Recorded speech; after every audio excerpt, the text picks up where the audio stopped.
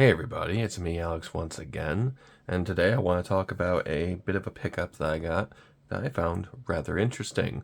Now, I've been trying to use upscalers for quite a while to get my consoles to look the best and play the best. But the problem is, I've gotten things like this, a 4K Ultra HD, which one's it? It's a video converter. I don't remember what the brand is, but it feels high quality, right? It has, your S video, your color cables, and power adapter, and you can do like different little things on it, like zoom in, the source, which is changing it from color cables to the S video, and then there's a resolution mode. And you can update this, but I could never get it to update. So, yeah. So this seems like it's good. It makes the picture look okay, but you're going to want something a bit better than that. And that is the RetroTINK. Now this is the 2X version, not like the 5X or whatever, which is supposed to be better.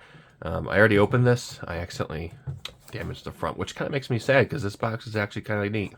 I like the way it's like the sticker and just the design and all that stuff. So this is supposed to be something that will really fix your video quality in terms of doubling the lines, from what I've been told, and it will give you zero input lag, because if there was one thing I had an issue with, is with the last adapter, I had a lot of input lag, and having input lag on these kind of games, or just games in general, is just a nightmare, and I cannot stand it. Like in the last video that I did where I talked about the Intech gaming adapter, there was input lag on the video. I could just tell after I was done recording it, because I was not using the RetroTINK at the time. I didn't have it. Now I do.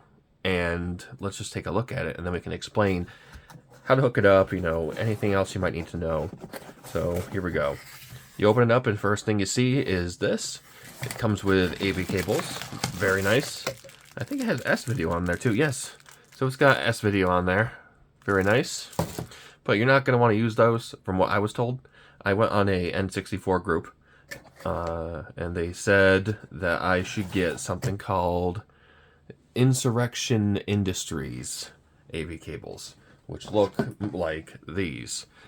It's got a much thicker cable, and of course it has all the cords you need. Oh wait, where's the video cord? Nope, this is just for S video, and that's the one that we want to focus on. So we open this up, and we have our device in this little bag. That is super nice. And we have a thank you for your purchase and support. Okay. I don't think I actually read through this. Maybe I did. Okay, yep, the 2X Pro. Okay. And let's see, let me read this. Yep, okay. Yep, nothing crazy. But it does tell you on there that sorry for the lighting. You can check out the website at RetroTINK.com to download the full user manual and additional information and firmware updates. So when you do get this, you're going to want to update this. And the way you do that is you hold the sync button on the back of it for about... No, is it the back of it? Let's take a look, actually. Then you just take it out like that. And here's our RetroTINK. It looks kind of cheap, not going to lie. I think it's the see-through that kind of makes it feel that way. So on one side we have our S video. Fantastic. And then we have our color cables here. We have even RGB, which the N64 does not support, or anything like the Sega Saturn, PS1, unless you modify it. So this could be useful for like PS2 kind of consoles, or GameCube even. So, okay, we have our switches here. This will switch between like smoothing it out, making it look more original. They're kind of hard to switch back and forth because the switches are very closely inside. Can we focus? It's hard to tell, but they're more so inside there. And then on the back, we have our HDMI port, our power supply port, and these will change picture modes, I believe. One gives you color, one does, and then it turns it off, and then the other one I can't remember exactly what that does, but I'm sure it wasn't important enough for me because I didn't hit it more than once probably. So you're going to want to hold one of the buttons on here. Let me see. There is a sync button that you push, but regardless, you're going to want to plug this in. You hold one of the sync buttons, I believe, and then it will be like, all right, it's time to download some firmware. Download the firmware from the website. Right now it's 1.7, So get that, and I think that added the video smoother. So it does make the picture look really damn good. I don't have any capture devices yet to show you directly what it looks like. I can show you off the camera, which isn't doing it justice, but this thing is very nice. And I can show you the input lag, like how there isn't any. So that's that right there. Now hooking it up is actually rather easy. So why don't we just put this stuff away that we don't need. We don't need the AV cables either. Okay. So we take these. Now I don't think you need to do this. Maybe you do. I just put these in here just in case. And they slide in very easily. They don't have any type of you don't have any type of difficulty trying to get them in at all, which is great. Oh, there it is. Okay. Putting S video cables in has always been a pain in the arse because you can never tell which way is the right way. All right, now we need our power supply, which is right over here. And then it's a little bit short. Oh no, it's actually not that short. Never mind. I thought it was. All right, where is our plug? Right on the back. Boom. Okay. This also, I think this uses a micro USB cable. Yes. So make sure you have a micro USB cable on hand. Not many people will have those today. And yeah. And here's our AV cable plug. Let's see. Is there anything else that we're missing besides the HDMI? I don't think so.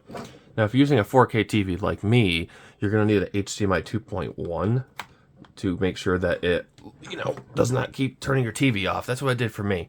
So we have it hooked up. It said the HDMI has turned on. Now I'm going to set it up to see if I can show you a bit of the input lag, versus the input lag, the graphics and the input lag.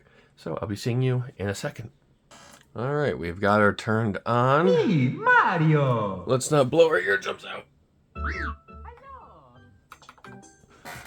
So already, I think even through the video, I can tell that Mario is a lot more defined in his shape without all the jaggies. That's a bad way to describe it, but well, let me just sync my controller. One sec. Okay. So let's see, how does the cursor do? Also, if I can move this around, it does jiggle a little bit, but this is the NSO controller. So let's see. Ooh, oh. Very, very responsive. So let's hit start and go into the game, huh? Let's just go to file 8. Or file D. Alright. So here's Mario walking slowly. TV, I don't care. Okay? I don't care. So let's see. Okay. Let's jump and see how the input is.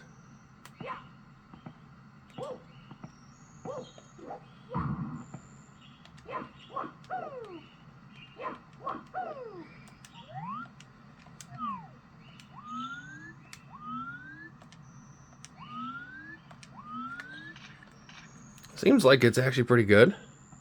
And moving around is very easy. Because I do remember playing this on the original upscaler I had, and it just did not want to keep me going in a straight line. I feel like a drunk trying to play this. But yeah, I can definitely say that with this controller, things are a lot... Well, with this controller and this upscaler, things just feel way more natural. Honestly. You may think you're getting bad at video games as you got older, but that's not the case. It's just playing these consoles on newer TVs that give you that input lag.